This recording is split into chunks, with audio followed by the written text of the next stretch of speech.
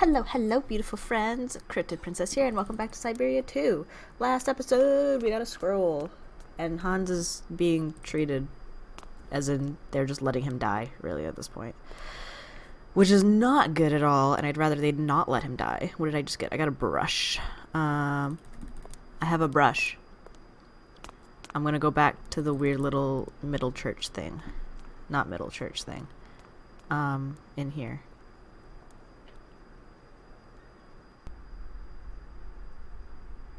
This is not where I was. I don't think this is where I was. Let's go this way.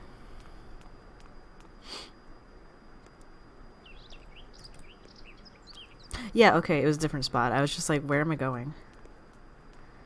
But I have a brush, so I'm gonna do some stuff with, because there are the two paintings that Kate commented on, and I can use an item on them. I'm assuming it's the brush. Yes. Defacing the church. My favorite activity to do. Also, I've been doing a weird British accent because I recently watched Mowgli Legend of the Jungle, the Netflix one. Some kind of symbol. Odd. The next Netflix made one, where basically everyone is British for some reason. This is really amazing. Wait, what do you mean work. I can't use the brush?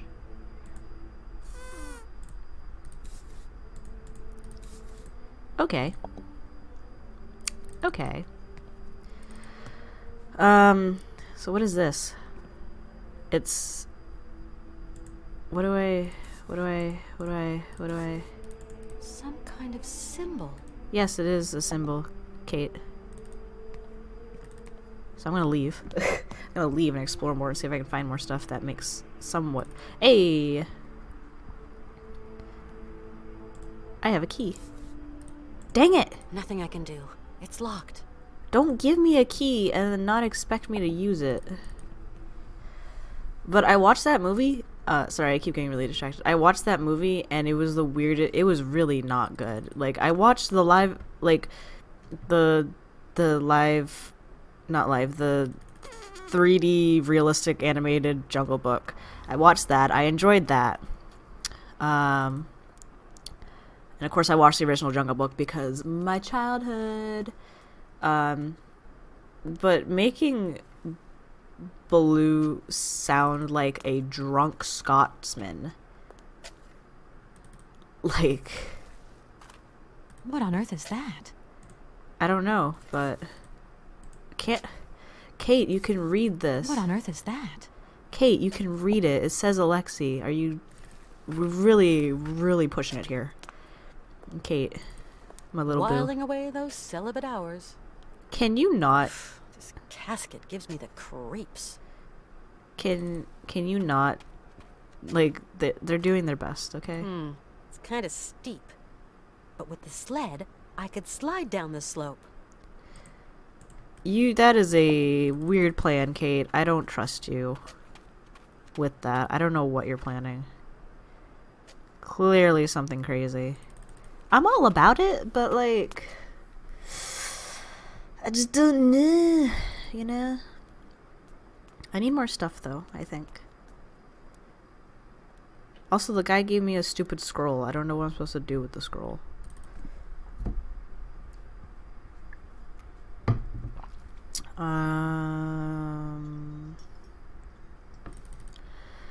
Monasteries are weird. Like, I don't know. I never went to church as a kid, or, like, my family's not religious or anything, so...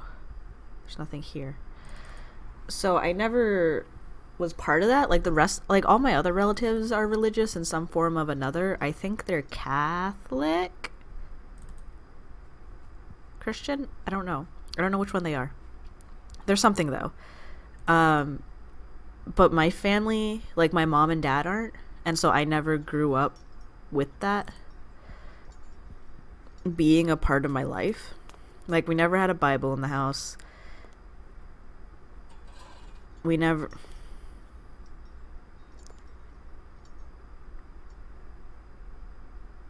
Oh,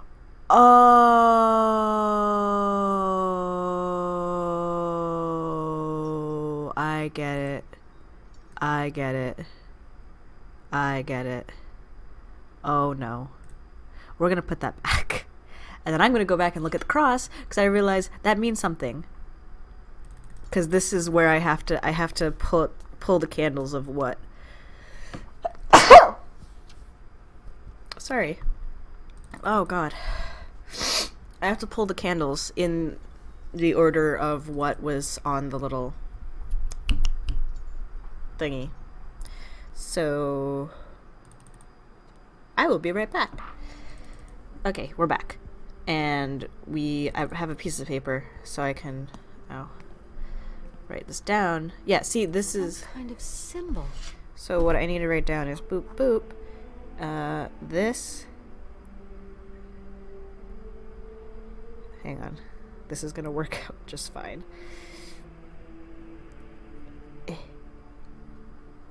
So it's that one's dark, that one's dark, that dark, and dark. Okay. So we're gonna go back to the little space with the weird hooky thing, and then I'm gonna pull down the candles. I think that are white. I want to say. And then that should I'm assuming that activates something. I don't know. This is a weird monastery. I don't like it now. Also, the way it's built makes me think Hans had something to do with it. Because it's built... Because a lot of the buildings in this game, they're metallic. Like, a huge portion of them are made with metal. And it makes me think that the Vorarlbergs had something to do with it because of just the technology, the way they create stuff. It's just what I think. But who knows? I'm drinking a lot of coffee. I haven't recorded in like a few days, so I'm like super pumped to be recording, and I've had a rough couple of days. Okay, so there's the cross. So we need to pull this one. Yes, because it lights up. Skip 2. Pull these two.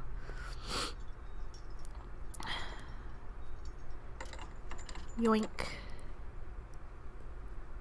That flame is... that flame was not on. Whew, that flame. Okay. Skip 3. 1, 2, 3. And then we come back over here. And we pull you.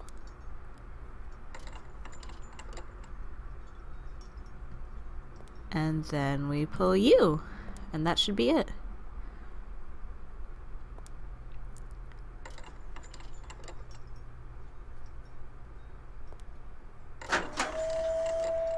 Hello.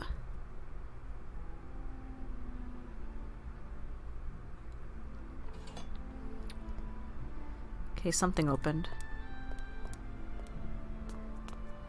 I don't know what.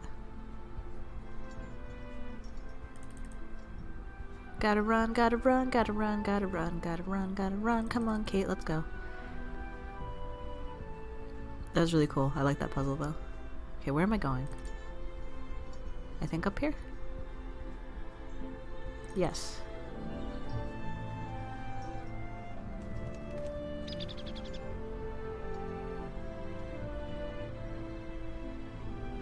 What?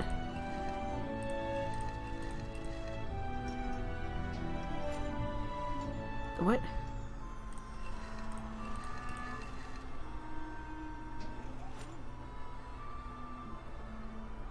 What? What is... What? Oh, I have a mammoth. Oh, now I can read this. Okay. Sister, Alexei was a man of God and my friend. He lived away from the monastery for many years among the strange yokel people and their stories of the great mammoths of old that were divine to them. I am no wise monk, far from it, but I have prayed to God long enough to understand that he takes many different forms and imaginations of men. This might help you. The key is in the light of the mammoth's eye.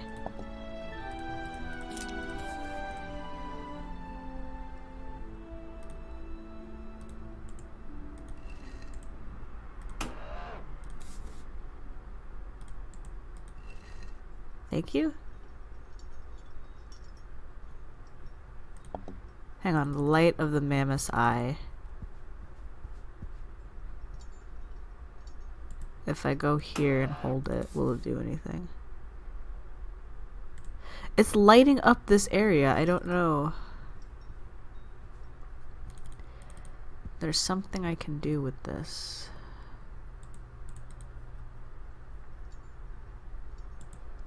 I know there is.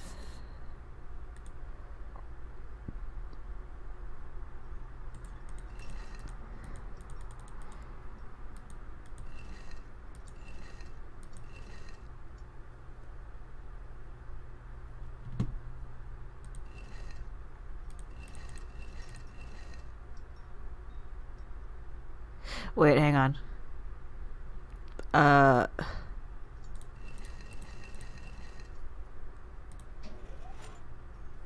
Did I do it? Did I do it? Did I do it? I don't know what I just did. That stupid... That mammoth is supposed to be... I had to do something with the mammoth. I know I do.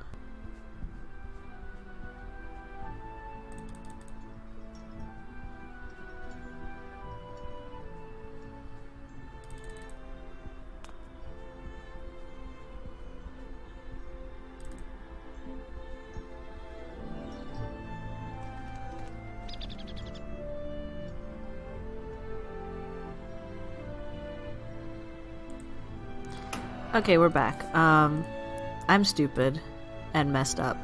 This is cause this is what you're actually supposed to do. And then it's a lot of... I can't remember what I did to get it to as small as it was. So this is gonna be fun. But yeah, you were supposed to put the stupid mammoth in the middle, and I didn't know that. There we go. And I kept trying to get it to open again so I could put it in, and it wouldn't... It didn't let me. So I had to reload my save and do it again. But anyways... Magical bookshelves! Oh my god, this monastery has it all. This is like Hogwarts. No, it's not. Can I take anything else? Can I steal? Alexei. April 15th, 1947. I loaded my bags and provisions onto a sled pulled by several sturdy, healthy beasts and left the Romansburg Monastery, heading northwards in search of the mysterious peoples inhabiting the vast, desolate wastes of the Siberian tundra. My superiors had conferred on me the mission of evangelize these pagan tribes from their heathen shamanic beliefs. I traveled under an assumed identity, that of a lowly trapper. I had to be aware of the agents of the state and of the military, for whom any religious activity is suspect. They, for their part, traveled the length and breadth of eastern Siberia, trying to convince the villagers of the debatable benefits of collectivism. It took me several weeks to accustom myself to the unfamiliar hardness. I found no dogs in Romansburg and had to make do with Yogi's purchase from a hunter. Oh, those! Yogi baby. The Yogi's related to both seals and dogs. It's a seal dog! In the wild, the Yogi lives on riverbanks. It is an easy capture for the trapper, as its gluttony is well documented. In winter, it gorges itself on orange salmon, a prey that has often had share in the wild with the fierce Siberian bear, another creature very partial to the fish. Dang. Oh my god, it's so goofy looking. I love it. Once tamed, the Yogi is an affectionate but whimsical animal. It resists all forms of discipline, training, and only if there are no dogs available is used to pull sleds. Certain Arctic peoples, however, seem to have better mastered the secret of their domestication, and the Yogi is central to their daily activities. That mask is creepy. Of all the people who inhabited these godforsaken regions, I found the Yogas the most fascinating. Perhaps that is why I headed for those regions where I was most likely to encounter them. Soul messenger who guide the dying to the other world are fearful of him. That looks like Oscar. The journey was long and dangerous. It wasn't until October 27, 1947 that, for the first time, I made contact with the yokels. I have spent long months living among them. I have come to know them and understand them for who they are. I soon abandoned any notion of converting them. I applied myself instead to the study of their mores and customs. So little is known about the yokels, less than is known of any inhabitant of the frozen north. Today they live far, far away at the farthermost tip of the Siberian tundra. Because of their remoteness and their inhospitable climate, the yokels have remained small in number, overlooked by the scientific community and the Soviet governmental machine. The only documents available for my departure were several drawings, notes, and photographs taken 100 years back by a Russian explorer, Marie Budjernov. It is her we owe what little of the yokel people's culture. Yokels arc back to the last ice age. Curiously, traces of their presence have been found in Western Europe, more precisely in the heart of the French Alps, in the prehistoric caves of Valadilan. This suggests that over centuries they undertook a long migration towards the extreme north of the globe. The sacred harfang. This bird is often inseparable from the yokel shaman. It seems to be considered in turns as his friend, representative, and even as his incarnation. That owl is me. Lemmings congregate on the open plains of Syberia. They feed on grains and small fruit that they store in their holes to face the security of the winter months ahead. Lemmings dig deep tunnels. All lemmings are cute in the ice to escape their predators. The hunters they most fear harfangs, who seem to find lemmings somewhat of a delicacy. On several occasions during my journey, I encountered traces of yokel society far to the west of the area as we know today. Along forest trails, I discovered small piles of carefully piled stones, altars on which yokel hunters made ritual offerings to one of their pagan gods. We now know the reason for the yokel's long migration. Their domestic economy was, it seems, directly linked to the mammoth. They used the mammoth for both transport and as beasts of burden for meat, skin, fat, and ivory. It is beyond doubt that we are dealing with a genuine case of symbiosis between man and animal. Mammoths were forced north by changing climate conditions, and the yokels followed. Some prehistoric cave drawings, identified as being of yokel origin, have led the scientific community to conjecture that at one time the yokels realized the incredible achievement of domesticating mammoths. They are, to our knowledge, the only prehistoric people to have presented a man. Could you stop? Thank you. Have represented a man astride a mammoth. Yokels. God, how long? Okay. Yokel life was thus intimately linked to that of their pachyderms. They used their hides for clothing and to build roofs, walls, and houses. They used their tusks to construct the framework of their dwellings and for weapons, tools, and jewelry. Curiously, the disappearance of the mammoths 12,000 years ago had no immediate impact on the yokels' way of life. It seems they were able to retain the strong link that tied them to the mammoths throughout millennia. As incredible as it may seem, yokels still fed on mammoth meat today and use mammoth hide for clothing and to roof their dwellings. Their craftsmanship of mammoth ivory is altogether remarkable. It appears that the yokels have managed to retain their ancestral habits by using over the years the many frozen mammoth bodies that are perfectly preserved in the frozen Siberian wastes.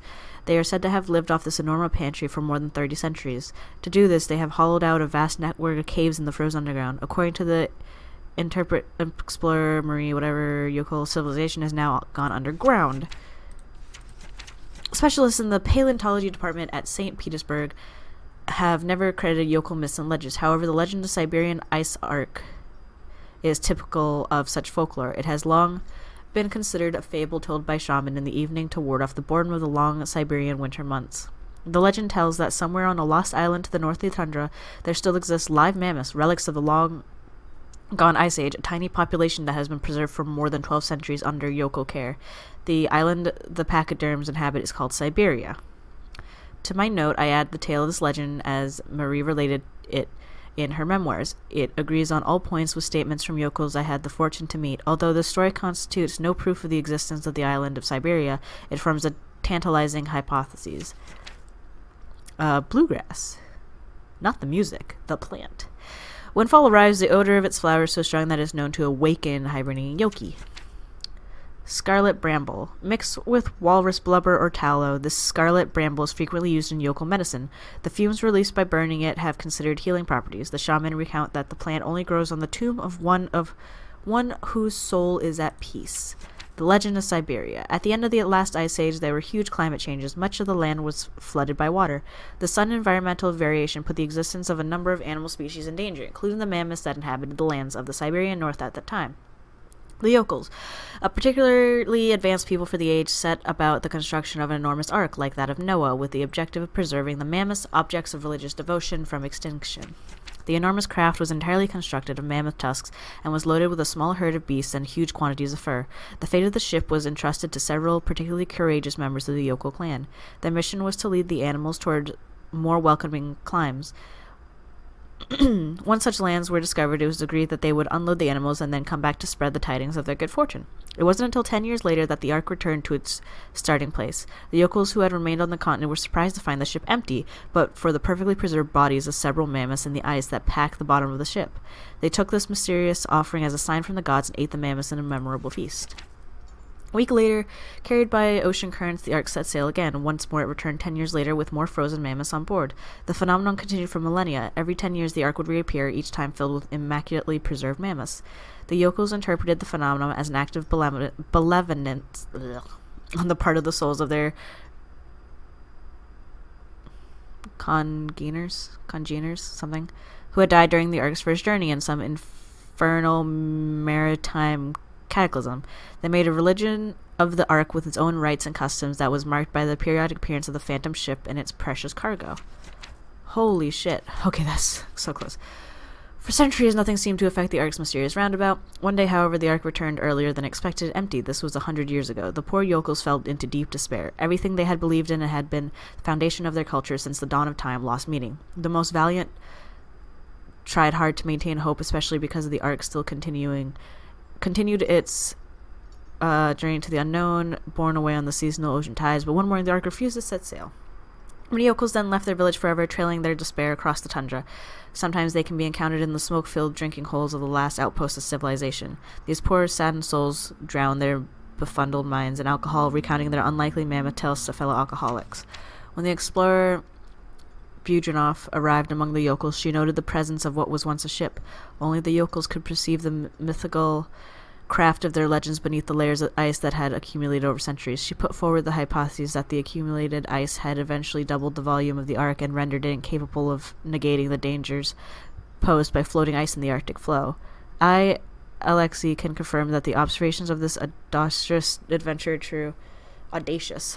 The ark that leads to the Isle of Syberia is indeed real, and even if I have not found the formal proof, I'm convinced of this isle's existence and that remnants of a mammoth population may still live there today. Jesus mother heckin' heckers. Gimme. I have a relic now. That was a lot of reading I just did. I have his book now. Alright. That's it for this episode, though, you guys. Thank you so much for watching. Thank you for dealing with me reading all that.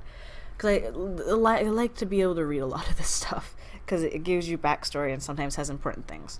But thank you so much, everyone, for watching. I hope you guys enjoyed. If you like this video, remember to smash that like button. If you want to see more, hit subscribe. And I'll see you guys in the next video, whatever I make. Stay beautiful, friends. Bye.